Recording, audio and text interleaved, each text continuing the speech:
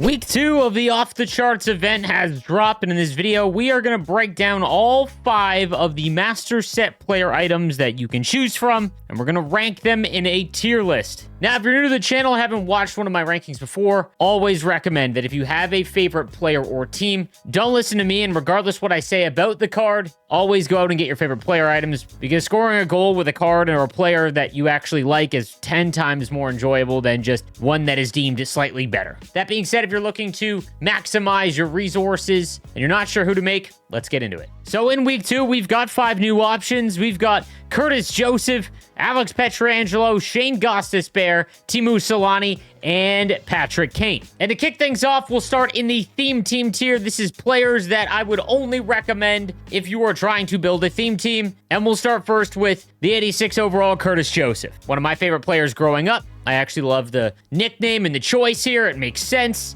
However, in Hockey Ultimate Team, unfortunately, EA has just not found a way to make smaller goaltenders able to be used competitively in online play. They just aren't as big, which means they will have shots that will just beat them cleanly. Now, all of the important stats Cujo has here. He's got great speed at 88 overall and a really good glove high at 92, but it's really not going to matter because he is 5'11", 190. Now, if you play solely offline, you could probably get away with using him, but if not, he is firmly in the theme team tier. Following him in the theme team tier, we've got the 86 Shayne Gostisbehere. I'm really not sure what they were trying to do with the build of this card. Now, offensive defenseman is a very good synergy. It boosts all of their shooting stats, and given the way that NHL 25 is played, you're looking for a lot of shots, especially from the point with those D to D one-timers. Seeing eye can be effective, but as we're starting to see, there are far more effective zone abilities that you can get on a defenseman. The real issue here is that he's 5'11", 183, and only has 81 body checking, meaning that in his own zone, he is going to be a liability. On top of that, 85 defensive awareness is just mediocre. Same with his stick checking stat. Now, in most cases, when cards are statted out like this, their skating makes up for it. But 86 speed and 85 excel is extremely mediocre, and he's only got 80 endurance. It almost feels like they're trying to course correct from week 1 because they made Jay Bouwmeester so insanely good in last week's release.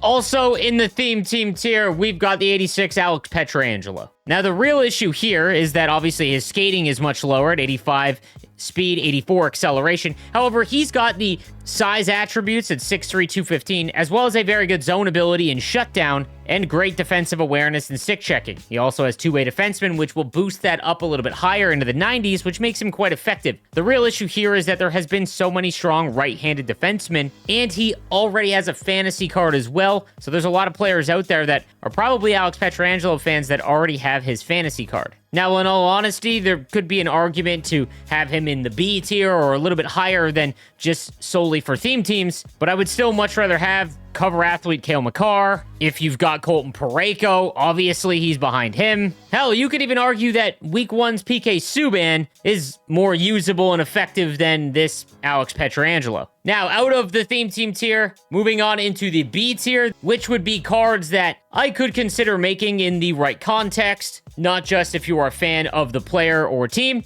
Patrick Kane cards have always been extremely effective because he's usually got a maxed out deking stat, and he's usually very quick. However, this version of Patrick Kane has 88 speed, 87 excel, which again is okay, but not great. His agility at 93 is nice, but his endurance is down to 80 overall. And we've seen that low 80s endurance just gets wiped out immediately after one rush, and just makes it really hard to consistently use the card. Gold Puck on a String also is a nice niche ability if you are someone that plays a lot of World of Shell, for example, and you stick handle quite a bit. I'm not talking about dekes, I'm talking about moving on the stick left and right very quickly when entering the zone or making any moves. Puck on a String can be useful, but for the majority of the player base, I think that there's far more important abilities that you can use. His shot is pretty good in the high 80s, and his hand stats, again, at 90 overall are nice, but they're not exceptional, what you would come to expect from prior years' Patrick Kane cards. When you combine all of that and the fact that he's only 5'10", 177, and the cost you're going to need to make Patrick Kane, I just think that there are probably better options. Like, for example, you can still get base Connor McDavid for cheaper than what it would be to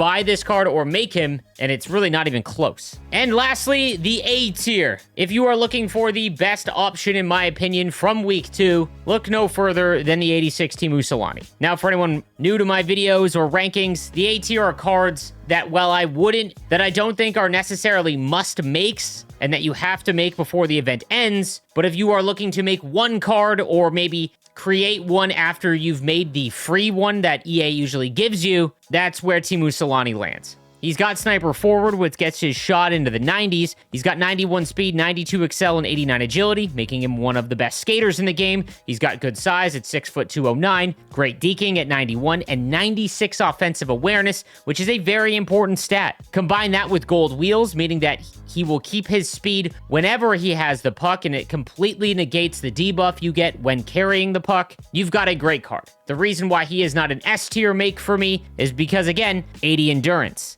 Now, there have been quite a few good right-handed winger cards as well early on that I think that knocks his value a little bit. However, what I want to touch on is that Teemu Selanne is essentially a far cheaper version of Mike Gartner's Team Builder card. Obviously, just not the same elite shooting, but very similar in terms of his skating as well as his endurance. So if you wanted a much cheaper option than Mike Gartner, Teemu Selanne would be him. Now, don't forget, you only have 1 week to make any of these cards if you are looking to create one. EA does a pretty good job of giving you a lot of the resources necessary to make a Master Set player item, which is nice. If you complete all of the objectives, you are going to get 2 of the off-the-charts collectibles. You'll need to take between-the-leg shots with any player from the off-the-charts event, as well as 10 goals. For anyone looking to complete the between-the-leg shots, if you are having a hard time doing it, switch to the total control scheme and try shooting with square or X, as that will give you the between-the-leg shot, depending on the console you're on. Now, remember, if you are looking to make one of these cards, check out the auction house first when it comes to the actual price tag, because you might be able to find a tradable version that isn't all that expensive. Honestly, a Master Set player item around 400,000 coins is a pretty decent value when you consider that you don't have to break anything down, lose half the value. You can try them out first and then go ahead and resell it if you don't like the card, or even when the card is going to be replaced in your lineup, you can still get a bunch of coins in return for it. Now, just a high overview of the event.